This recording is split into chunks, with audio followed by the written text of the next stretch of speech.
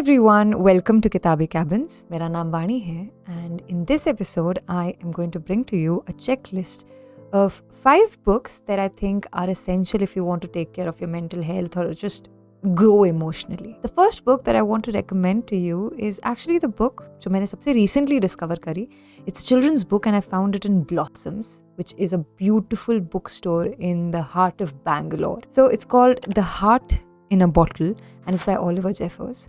What I really like about the story is how the author approaches the idea of loneliness and abandonment in kids. There is a girl who's very curious about life, but something happens and she kind of locks her heart in a bottle. And I think that is an experience that a lot of us live through, where an incident happens to us and we kind of lock ourselves in and refuse to get out of it and open up to people. So here is a book for children. What I particularly love about children's books is how they deal with the sensitive topics.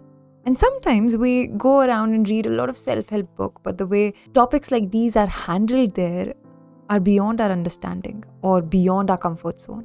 And that is when books like these, The Heart in a Bottle, really come in handy. So I would recommend Heart in a Bottle to everyone because it'll make you realize why it is so important to keep your heart open and to pray for things, to wish for things, and to be a little optimistic in life, even if it's not your thing. The next book that I really want to talk to you about is Eating the Sun, which is a book that I discovered very recently and I gifted it to a friend as well. And I think it's going to be one of those books that I'm going to recommend to everyone in a heartbeat. So this book beautifully combines what we know of emotions and what we know of the universe. So each chapter is about 1.5 page long, and it talks to you about yourself and the emotions that we go through, whether it's anxiety, love, pleasure, friendship, self-doubt.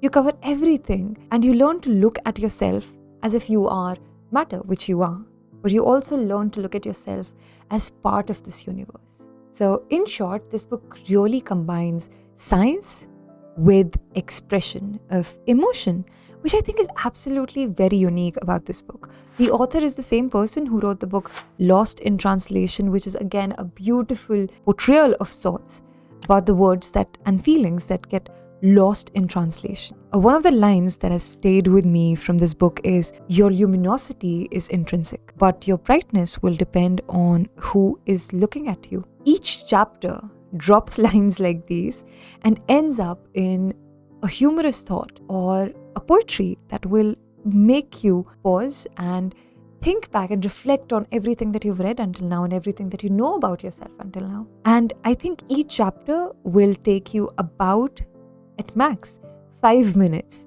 to complete. So this is a book I recommend very, very highly. The third book that I want to talk to you about is a book that I found myself recommending a few months ago, but I think because I was still reading it, I did not speak so openly about it. The book is called The Body Keeps the Score, and it is a book on healing and understanding of trauma that our bodies have lived through, that our emotional minds, that we as individuals have gone through. The book talks about disappointments, the book talks about anger, resentment, emotions that we never address out in the open. And we keep on holding on to them without realizing. It affects our health, our mental well-being, our environment, and so much more. And it seeps through all our emotions and makes them not so enjoyable. One of the quotes that has stayed with me from this book is, as long as you keep secrets and suppress information, you are fundamentally at war with yourself. The critical issue is allowing yourself to know what you know. And that takes an enormous amount of courage. The fourth book that I want to recommend is Light from the Many Lamps. I never really openly recommended this book because I never really knew how I discovered it. Until a few weeks ago when I realized when I was growing up, my cousin gifted me this book called The Wings of Fire by Dr. APJ Abdul Kalam.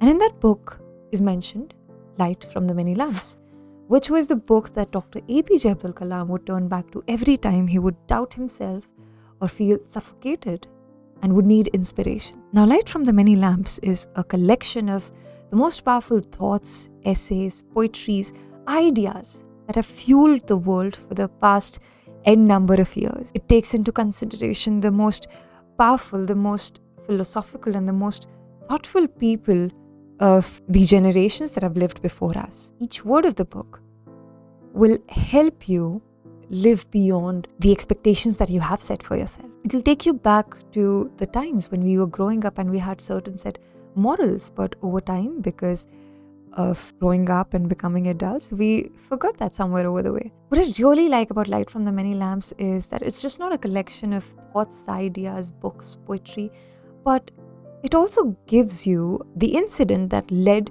to these thoughts being recorded in history and how they changed the world thereon. So it's thoughts and ideas, but presented to you in a very practical way. And I think it has the capability of transforming every individual who gets up every day and decides to read even a line from the book, Light from the Many Lamps. But before I recommend the next book, I really want to talk about this app that I've discovered recently.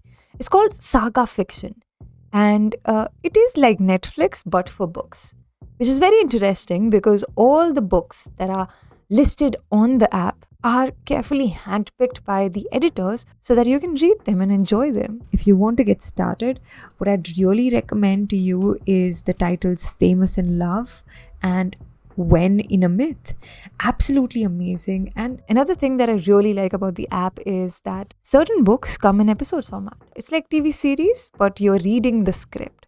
They're very binge-worthy and you can binge read with the help of Saga. We also had them on Chalchitra Talks for VM Square show. We just had a wonderful, wonderful time sitting down with them and talking about all their ideas. It's a wonderful app and I would recommend to anyone and everyone who's looking out for books that are diverse to go out, check out Saga Fiction. They have a lot of books listed in the categories from fiction, philosophy, horror, crime, thriller, so on. The list is endless. So do check them out, Saga Fiction. The app is available on iOS and Androids. And if you do get to Saga Fiction, let them know that you discovered them through Kitaabi Cabins. Now, coming back to the recommendation, the next book that I want to talk about is Tiny Beautiful Things, Advice on Love and Life from Dear Sugar. Now, if you know of the movie Wild, it was adapted from the book Wild by Cheryl Strayed. And she used to write this anonymous column in a paper under the name of Sugar. And people would write to her with their problems. And she would write back under the name of Sugar and give them her advice. And these used to be things that ranged from breakups, heartaches, deaths, love, failure, and so on. Life is hard. You lose people. Sometimes you work really hard to achieve something and you fail. You sometimes end up disappointing the people you love the most. But Dear Sugar is a collection of beautiful letters that Sugar, Cheryl Strayed, wrote in response to people who wrote to her, asking her about things, her opinions on life and love in general. This is a book which is humorous at places, great, filled with insights as well. But I think overall it's a really comforting book because you will realize that there are so many people out there in this world who are struggling with the same issues as you are. Everyone has a set of problems and it'll inspire you to be kind, of course, but it will also teach you a lesson in humor, about healing, about learning to deal with things without letting them get to you, letting them affect who you are as an individual. And that is why I really recommend this book to everyone. And I was so happy. A few days ago, we had a meetup in Bangalore and somebody had actually brought this book along. So I really hope you liked this checklist. Let me know if you liked the recommendations. And what other checklists would you like to see? Let me know in the comments below. And I know Kitaabi Cabins is new. We are flourishing. We are bringing new content when it comes to reading and books to you. So do like, share and subscribe. Also, let me know if you like the new setup and if you'd like to see more videos from here.